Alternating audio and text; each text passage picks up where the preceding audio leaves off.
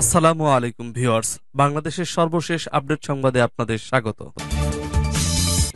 জানিয়ে দেব আমাদের হাতে থাকা সর্বশেষ গুরুত্বপূর্ণ আপডেট বাংলা সংবাদ। ফাঁসছেন আওয়ামী লীগের শীর্ষ নেতারা হত্যা মামলায়। এরপর জানিয়ে দেব বিচার দাবিতে ফের রাজপথে শহীদের স্মরণে পদযাত্রায় শিক্ষার্থীরা। এদিকে আসিফ মাহমুদের ব্যানার নামিয়ে ফেলার অনুরোধ। জানিয়ে দেব স্বরাষ্ট্র উপদেষ্টাকে গণ অধিকার পরিষদ, আওয়ামী লীগ, ছাত্রলীগ, যুবলীগ নিষিদ্ধ র্যাবের নাম পরিবর্তনের দাবি। সর্বশেষ জানিয়ে দেব ছাত্র আন্দোলন আন্তর্জাতিক অপরাধ ট্রাইব্যুনালে হত্যাকাণ্ডের বিচারের উদ্বেগ। শুনছিলেন সংবাদ শিরোনাম, এখন বিস্তারিত। তবে তার আগে অনুরোধ থাকবে ভিডিওটিতে একটি লাইক এবং কমেন্টস করে জানিয়ে দিন আজকের এই ভিডিও সম্পর্কে আপনার মূল্যবান মতামত। আর অবশ্যই এই ভিডিওটি আপনার ফেসবুক সোশ্যাল মিডিয়ায় শেয়ার দিয়ে ছড়িয়ে দিন। আর জানিয়ে দিন আপনি কোন জেলা থেকে বা কোথা থেকে আমাদের সংবাদ শুনছেন এবং দেখছেন। ফাঁসছেন আওয়ামী লীগের শীর্ষ নেতারা হত্যা মামলায়। কোটা সংস্কার দাবিতে শিক্ষার্থীদের আন্দোলন দমাতে সারা দেশে বিপুল সংখ্যক মানুষকে হত্যা করা হয়েছে। গণমাধ্যমে তথ্য অনুযায়ী গত 16 জুলাই থেকে 11 আগস্ট পর্যন্ত অন্তত 580 জনের মৃত্যুর খবর পাওয়া যায়। নির্বিচার এই হত্যাকাণ্ডে চরমভাবে ক্ষুব্ধ সর্বস্তরের ছাত্র জনতা। শুরু থেকেই সব হত্যার বিচার দাবি জানিয়ে আসছেন তারা। এর পরিপ্রেক্ষিতে প্রতিটি হত্যাকাণ্ডের বিচারের আশ্বাস দিয়েছেন অন্তর্বর্তীকালীন সরকারের উপদেষ্টা, সেনা প্রধান সহ দায়িত্বশীল ব্যক্তিরা। দায়ের করা হচ্ছে একের পর এক হত্যা মামলা। সংক্ষুব্ধরা ইতিমধ্যেই ক্ষমতাচ্যুত প্রধানমন্ত্রী শেখ হাসিনা সহ তার দলের শীর্ষ নেতাদের বিরুদ্ধে হত্যা মামলা করেছেন। এছাড়া বিতর্কিত অনেক পুলিশ ও র্যাব কর্মকর্তাকেও এসব মামলার আসামি করা হয়েছে। এ বিষয়ে জ্যেষ্ঠ আইনজীবী মঞ্জিল মোর্শেদ বলেন, সংবিধান সবার বিচার পাওয়ার নিশ্চয়তা দিয়েছে। যেসব হত্যাকাণ্ড ঘটেছে সবকটির বিচার হবে। নির্যাতন হলেও বিচার হবে, এটাই স্বাভাবিক। যারা নির্দেশদাতা ছিলেন, যারা নির্দেশ পালন করেছেন, সবার বিরুদ্ধেই মামলা হতে পারে। এখন ক্ষতিগ্রস্ত পরিবারগুলো হত্যা ও নির্যাতনের মামলা করতে পারে। আবার রাষ্ট্রও একটা উদ্যোগ নিচ্ছে গণহত্যার অভিযোগে বিচার করার। যুদ্ধাপরাধ ট্রাইব্যুনালে সেটার বিচার হবে। সেখানে যেসব হত্যার বিচার হবে সেগুলোর আর সাধারণ আদালতে বিচার করা যাবে না, কারণ একই অপরাধের দুবার বিচার করা যায় না। তবে পৃথকভাবে সাধারণ আদালতেও কোনো মামলা করা হলে তার বিচার করতে কোনো বাধা নেই। জানা গেছে সারা দেশই আওয়ামী লীগের শীর্ষ নেতাকর্মী, মন্ত্রী, এমপি, স্থানীয় নেতা সহ বিতর্কিত অনেক পুলিশ ও র্যাব কর্মকর্তার বিরুদ্ধে হত্যা মামলার প্রস্তুতি চলছে। গতকাল সাবেক প্রধানমন্ত্রী শেখ হাসিনা সহ 9 জনের বিরুদ্ধে গণহত্যারও একটি অভিযোগ আনা হয়েছে। আন্তর্জাতিক যুদ্ধাপরাধ ট্রাইব্যুনালে এই গণহত্যার বিচার হবে। হত্যা ও গণহত্যার দায়ে ফেঁসে যেতে পারেন শেখ হাসিনা সহ তার দলের অনেক শীর্ষ নেতা। পাশাপাশি আইন শৃঙ্খলা বাহিনীর বেশ কয়েকজন কর্মকর্তাও এসব মামলায় ফাঁসতে পারেন বলে মনে করছেন আইন বিশেষজ্ঞরাও। মন্তব্য চাওয়া হলে ব্যারিস্টার জ্যোতির্ময় বড়ুয়া কালবেলাকে বলেন, ক্ষতিগ্রস্তরা এখন চাইলেই মামলা করতে পারবেন। শিক্ষার্থীদের দাবি অনুযায়ী আন্দোলন চলাকালে সারা দেশে ঘটে যাওয়া প্রতিটি হত্যার বিচার করা সম্ভব হবে। সেক্ষেত্রে বিতর্কিত কর্মকর্তা ও ক্ষমতাসীন যারা ছিলেন তাদের বিরুদ্ধে ক্ষতিগ্রস্তদের পক্ষ থেকে মামলা করতে হবে। ইতিমধ্যে ক্ষতিগ্রস্ত কয়েকজন পৃথক হত্যা মামলা দায়ের করেছেন। বিচার দাবিতে ফের রাজপথে শহীদদের স্মরণে পদযাত্রায় শিক্ষার্থীরা। কোটা সংস্কার আন্দোলন ও ছাত্র জনতার অভ্যুত্থানে নিহতদের স্মরণে রেজিস্ট্যান্স উইকের কর্মসূচি রোডমার্চের অংশ হিসেবে রাজধানীর ধানমন্ডির রাপা প্লাজা অভিমুখে পদযাত্রা, মোমবাতি প্রজ্বালন ও অন্যান্য কর্মসূচি পালন করে বৈষম্য বিরোধী ছাত্র আন্দোলন। গতকাল বিকাল 5:45টার দিকে শাহবাগ থেকে বৈষম্য বিরোধী ছাত্র আন্দোলন এর ব্যানারে এ পদযাত্রা শুরু হয়। এ সময়ে একতার বাংলাদেশ সংগঠন এবং ছাত্রদল ও ছাত্র শিবিরের প্রতিনিধিরা পদযাত্রায় যুক্ত হন। অনুষ্ঠানে শপথ পাঠ করেন জাহাঙ্গীরনগর বিশ্ববিদ্যালয় সাংবাদিক সমিতির সাবেক সভাপতি প্লাবন তারিক। এ সময় আরো উপস্থিত ছিলেন ঢাকা বিশ্ববিদ্যালয়ের অধ্যাপক আবু সায়েম, অধ্যাপক রফিকুল ইসলাম, অধ্যাপক শাফি মোহাম্মদ, ফাদার তপন ডি রোজারিও প্রমুখ। অনুষ্ঠানে সভাপতিত্ব করেন একতার বাংলাদেশ এর মুখপাত্র তাহমিদ আল মোদাসির। ধানমন্ডি রাপা প্লাজার সামনে জড়ো হয়ে শিক্ষার্থীরা শেখ হাসিনার বিচার ও ফ্যাসিবাদ বিষয়ক নানান স্লোগান দিতে থাকেন। এরপর গান ও আবৃত্তির মাধ্যমে নিহতদের শ্রদ্ধা জানানো হয়। পরে মোমবাতি প্রজ্বলন করে নিহতদের জন্য দোয়া করেন তারা। শেষে ফ্ল্যাশ লাইট জ্বালিয়ে 1 মিনিট নীরবতা পালন করে মিছিলটি ফিরে যায়। এ সময় বৈষম্য বিরোধী ছাত্র আন্দোলনের অন্যতম সমন্বয়ক হাসনাত আব্দুল্লাহ বলেন, শেখ হাসিনা তার ক্ষমতা টিকিয়ে রাখার জন্য লাঠিয়াল বাহিনী, পুলিশ দিয়ে এভাবে শিক্ষার্থীদের রাস্তায় মেরে ফেলেন। আমরা আপনাদের বলে দিতে চাই, নৌকার তলা ফুটো হয়ে গেছে। যতই বৈঠা নিয়ে নাড়ুন, লাভ হবে না। নৌকার পাটাতন বাঙালিরা খুলে দিয়েছে। আপনাদের সবার বাসায় সালমান এফ রহমানের ছবি টাঙিয়ে রাখুন, গণভবনের ছবিটি টাঙিয়ে রাখুন। যারাই আজ বিভাজনের রাজনীতি করবে তাদের অবস্থা 5ই আগস্টের গণভবনের মতো হবে। এখনো রক্তের দাগ শুকায়নি, আহতরা হাসপাতালে কাতরাচ্ছেন। কিন্তু ঠিক এই সময়ে আমরা খবর পাচ্ছি 15ই আগস্টকে কেন্দ্র করে একটা মেকানিজমের মাধ্যমে একজনকে গ্রাউন্ড ফিগার বানিয়ে মেকি শোক পালন করা হতো, সেটিকে অন্তর্বর্তী সরকার বাতিল করেছে। খবর এসেছে কিছু স্বার্থান্বেষী আইনজীবী এটার বিরুদ্ধে রিট করেছে। আরেক সমন্বয়ক আবু বাকের মজুমদার বলেন, আমাদের কর্মসূচির প্রধান দাবিগুলোর মধ্যে রয়েছে খুনি হাসিনার বিচার সহ 4 দফা দাবি। ঢাকার সব ছাত্র জনতাকে রেজিস্ট্যান্স উইকের প্রোগ্রামে অংশগ্রহণের আহ্বান জানানো হচ্ছে। এছাড়া সারা দেশে যেসব স্থানে নিহতের ঘটনা ঘটেছে সেসব স্থানে পদযাত্রা, মোমবাতি প্রজ্বলন ও দোয়া কর্মসূচি পালনের আহ্বান জানানো হচ্ছে। তাদের দাবিগুলো হলো ফ্যাসিবাদী কাঠামোকে ব্যবহার করে যেসব হত্যাকাণ্ড ঘটনা ঘটানো হয়েছে সেগুলোর দ্রুত বিচার নিশ্চিত করতে বিশেষ ট্রাইব্যুনাল গঠন করতে হবে। সংখ্যালঘুদের উপর আওয়ামী লীগ ও 14 দল সহ যারা পরিকল্পিত ডাকাতি ও লুণ্ঠনের মাধ্যমে গণ অভ্যুত্থানকে বিতর্কিত করার প্রচেষ্টায় অংশগ্রহণ করেছে তাদের বিচার নিশ্চিত করতে হবে। প্রশাসন ও বিচার বিভাগে যারা ছাত্র জনতার অভ্যুত্থানে হামলা, মামলা এবং হত্যাকাণ্ডকে বৈধতা দিয়েছে এবং ফ্যাসিবাদ বারংবার কায়েমের চেষ্টা করেছে তাদের দ্রুততম সময়ের অপসারণ ও বিচার নিশ্চিত করতে হবে। প্রশাসন ও বিচার বিভাগে যারা এতদিন বৈষম্যের শিকার হয়েছে তাদের জন্য সমান সুযোগ সুবিধা নিশ্চিত করতে হবে।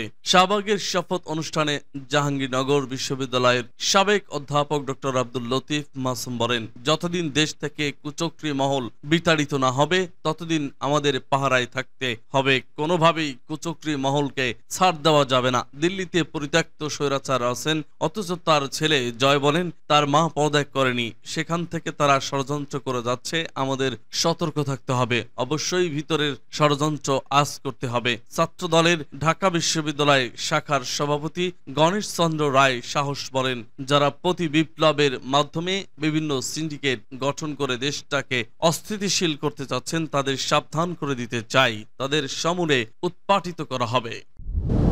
আসিফ মাহমুদের ব্যানার নামিয়ে ফেলার অনুরোধ। যুব ক্রীড়া মন্ত্রণালয়ের উপদেষ্টা এবং বৈষম্য বিরোধী ছাত্র আন্দোলনের উপদেষ্টা আসিফ মাহমুদ তার ছবি ব্যবহার করে ব্যানার ও ফেস্টুন তৈরি করা থেকে বিরত থাকার আহ্বান জানিয়েছেন। একই সঙ্গে যেসব ব্যানার করা হয়েছে সেগুলো নামিয়ে ফেলার অনুরোধ করেছেন। বুধবার নিজের ফেসবুক দেওয়া এক পোস্টে এই অনুরোধ জানান আসিফ মাহমুদ। আসিফ মাহমুদ তার ফেসবুকে লেখেন, ইতিমধ্যে আমার ছবি ব্যবহার করে বিভিন্ন জায়গায় ব্যানার এবং ফেস্টুন তৈরি করা হচ্ছে, যেটা আমার জন্য অত্যন্ত বিব্রতকর। আমরা সকলে মিলেমিশে একটি নতুন এবং সত্যিকারের জনগণের স্বাধীন বাংলাদেশ বিনির্মাণ করার জন্য কাজ করছি, যেখানে নেতা নয় নীতি বড় হবে। তাই সকলকে আমার ছবি ব্যবহার করে ব্যানার এবং ফেস্টুন তৈরি করা থেকে বিরত থাকার আহ্বান জানাচ্ছি। যেসব ব্যানার করা হয়েছে সেগুলো নামিয়ে ফেলার অনুরোধ করছি। সমন্বয়ক পরিচয়ে কেউ অন্যায় কাজের সঙ্গে লিপ্ত হলে কঠোর ব্যবস্থা নেওয়ার হুঁশিয়ারি দেন আসিফ মাহমুদ। তিনি লেখেন, ভুয়া সমন্বয়ক পরিচয়ে বিভিন্ন জায়গায় থেকে অনৈতিক কাজের চেষ্টা করারও অভিযোগ এসেছে, যেটা খুবই দুঃখজনক। সুতরাং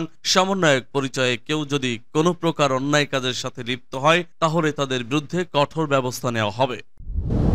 আওয়ামী লীগ, ছাত্রলীগ, যুবলীগ নিষিদ্ধ, র্যাবের নাম পরিবর্তনের দাবি স্বরাষ্ট্র উপদেষ্টাকে গণ অধিকার পরিষদ। আওয়ামী লীগ, যুবলীগ ও ছাত্রলীগকে নিষিদ্ধ করার দাবি জানিয়েছে গণ অধিকার পরিষদ। এছাড়া র্যাপিড অ্যাকশন ব্যাটালিয়নের নাম পরিবর্তন এবং সারা দেশের এসপি, ওসি সহ প্রশাসনে প্রয়োজনীয় পরিবর্তন করার দাবি জানিয়েছে সংগঠনটি।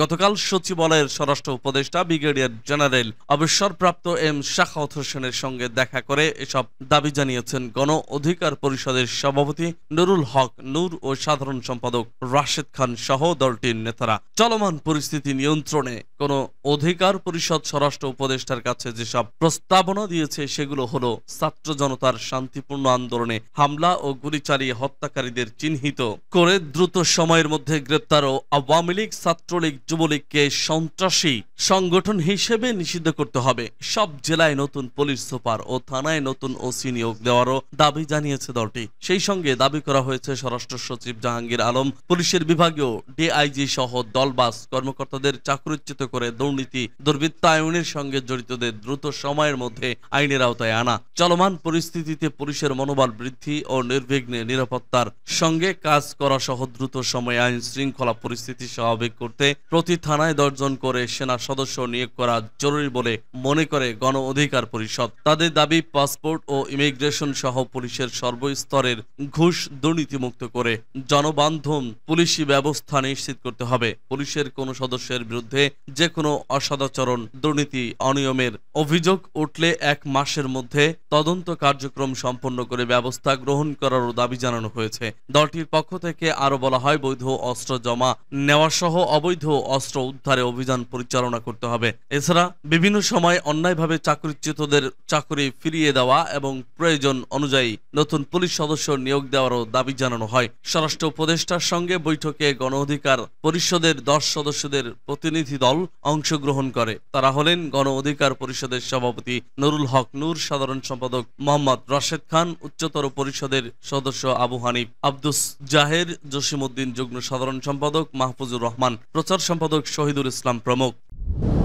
ছাত্র আন্দোলন আন্তর্জাতিক অপরাধ ট্রাইব্যুনালে হত্যাকাণ্ডের বিচারের উদ্যোগ। ছাত্র জনতার আন্দোলন চলাকালে যেসব হত্যাকাণ্ড ঘটেছে তার বিচার করার সিদ্ধান্ত নিয়েছে অন্তর্বর্তী সরকার। গত 1 জুলাই থেকে 5 আগস্ট পর্যন্ত ছাত্র জনতার অভ্যুত্থানে সংগঠিত হত্যাকাণ্ডের মামলার বিচার হবে আন্তর্জাতিক অপরাধ ট্রাইব্যুনালে। 1971 সালে মুক্তিযুদ্ধের বিপক্ষে অবস্থান নিয়ে মানবতা বিরোধী অপরাধে জড়িত ব্যক্তিদের বিচারের আওতায় আনতে আন্তর্জাতিক অপরাধ ট্রাইব্যুনাল গঠন করেছিল আওয়ামী লীগ সরকার। এই ট্রাইব্যুনালে মানবতা বিরোধী অপরাধের দায়ে জামায়াত বিএনপির বেশ কয়েকজন নেতার বিচার হয়, পরে তাদের সাজা কার্যকর করা হয়। এখন ছাত্র জনতার আন্দোলনকালে সংগঠিত হত্যাকাণ্ডে ক্ষমতাচ্যুত প্রধানমন্ত্রী শেখ হাসিনা সহ আরো অনেকের জড়িত থাকার অভিযোগ উঠেছে। আন্তর্জাতিক অপরাধ ট্রাইব্যুনালে তাদের বিচার করার উদ্যোগ নিয়েছে অন্তর্বর্তী সরকার। গতকাল বুধবার সচিবালয়ে এক সংবাদ সম্মেলনে এসব তথ্য জানান অন্তর্বর্তীকালীন সরকারের আইন, বিচার ও সংসদ বিষয়ক উপদেষ্টা অধ্যাপক আসিফ নজরুল। তদন্ত সহায়তায় দল পাঠাবে জাতিসংঘ। জাতিসংঘের মানবাধিকার বিষয়ক হাই কমিশনার ফলকার তুর্ক গতকাল বিকেলে অন্তর্বর্তীকালীন সরকারের প্রধান উপদেষ্টা ডক্টর মোহাম্মদ ইউনুসকে ফোন করেন। তাদের মধ্যে ফোনালাপের বিষয়টি দুজনই তাদের এক্স হ্যান্ডেলে প্রকাশ করেছেন। ডক্টর মোহাম্মদ ইউনুস মানবাধিকার সমুন্নত রাখার ব্যাপারে ফলকার তুর্কের সহায়তা চেয়েছেন। জাতিসংঘের মানবাধিকার বিষয়ক হাই কমিশনার তাকে জানান, ছাত্র অভ্যুত্থানে নিহত ব্যক্তিদের তদন্তে খুব শিগগিরই জাতিসংঘের একটি তদন্ত দল গঠন করে বাংলাদেশে পাঠানো হবে। এদিকে পরিচয় প্রকাশে অনিচ্ছুক জাতিসংঘের একটি সূত্র গতকাল সন্ধ্যায় প্রথম আলোকে জানিয়েছে, ছাত্র আন্দোলনকালে হত্যাকাণ্ডের বিচার আন্তর্জাতিক অপরাধ ট্রাইব্যুনালে হওয়ার কথা তিনি জেনেছেন। এই বিচার হবে আন্তর্জাতিক অপরাধ ট্রাইব্যুনাল আইন 1973-এর অধীনে। এই আইন অনুযায়ী ট্রাইব্যুনালের বিচারের দোষী সাব্যস্ত ব্যক্তিকে মৃত্যুদণ্ডের বিধান রয়েছে। যেহেতু জাতিসংঘ মৃত্যুদণ্ডের বিষয়টি অনুমোদন করে না, তাই এক্ষেত্রে জাতিসংঘের যুক্ততার সুযোগ নেই। তবে বাংলাদেশ চাইলে ছাত্র জনতার গণ আন্দোলনে ক্ষমতাচ্যুত প্রধানমন্ত্রী শেখ হাসিনা সহ অভিযুক্ত ব্যক্তিদের বিরুদ্ধে গণহত্যা ও মানবতা বিরোধী অপরাধের অভিযোগের তদন্তে জাতিসংঘ আলাদা প্রক্রিয়ার মাধ্যমে সহায়তা করতে তৈরি রয়েছে। ছাত্র আন্দোলন ঘিরে গত 16 জুলাই থেকে 3 আগস্ট পর্যন্ত সংঘাত সহিংসতায় 217 জনের মৃত্যুর খবর পাওয়া গেছে। আর 4 আগস্ট থেকে সরকার পতনের পরও কয়েকদিনে 365 জন মারা গেছেন। এ নিয়ে 16 জুলাই থেকে এ পর্যন্ত 582 জনের মৃত্যুর তথ্য পাওয়া গেছে। এসব ঘটনায় এখন মামলা হচ্ছে।